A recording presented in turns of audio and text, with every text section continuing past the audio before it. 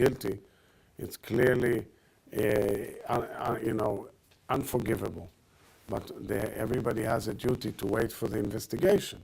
Prima facie, as what I've seen, so I made a statement. But once we will see the results, for example, yesterday there seemed to be a very tragic mistake by certain operations of the Israeli army in a certain village. I feel extremely sad and sorry about it. I regret it deeply, but we will get to the investigation and we will know the facts.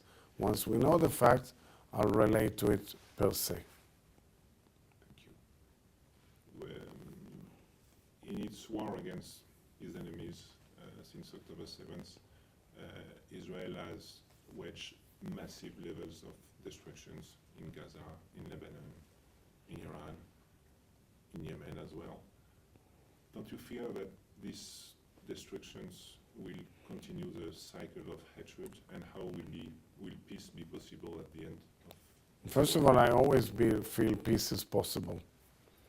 You've seen the worst of the worst in World War II, and there's peace in Europe. I believe peace is possible, but I said it in front of a joint session of Congress in July 2023. One has to undermine terror and block it. The world order post-World War II failed. Where did it fail? First and foremost, dealing with terror. If there was unanimity and desire to fight terror together, but bluntly, we would have been in a different place.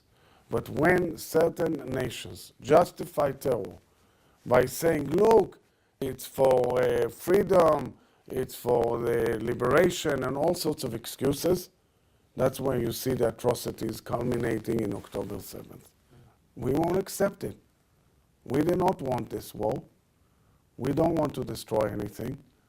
When you say massive destruction, you're distorting the picture. Because when we target and hit specifically in the Dahia in Beirut, that's the headquarters of Hezbollah. That's what we are hitting. Today, I'll tell you what destruction is.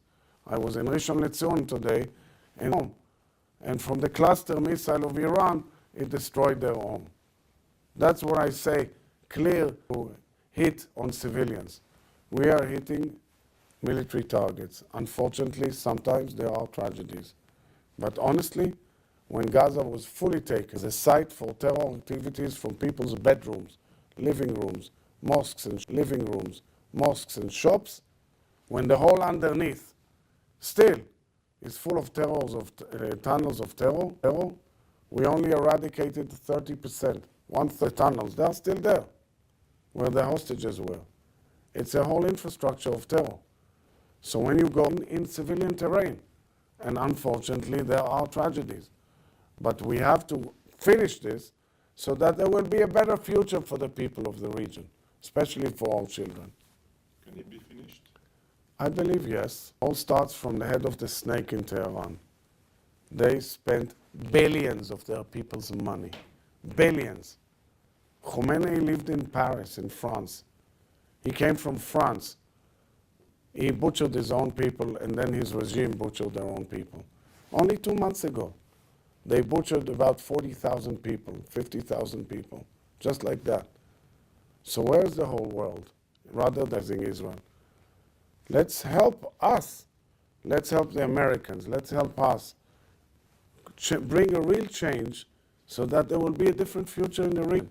And I must tell you, we're getting huge reactions from Iranians in Iran and outside who are simply begging us to continue and bring them hope.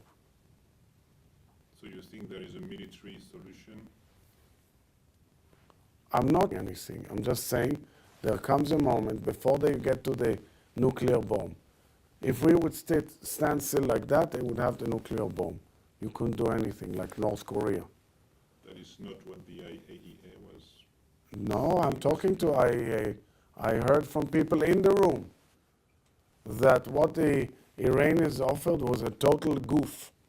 They wanted 20% enrichment, which is 5 times more than the JCPOA.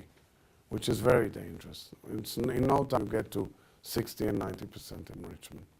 So it was a lie. I mean, the latest Negotiations in Geneva. statements from Mr. Grossi, was there was no indication that the Iranians were trying to get... No, Grossi came out with a very, very strong report just before the war started. Finito? Finito. Very much. Thank you.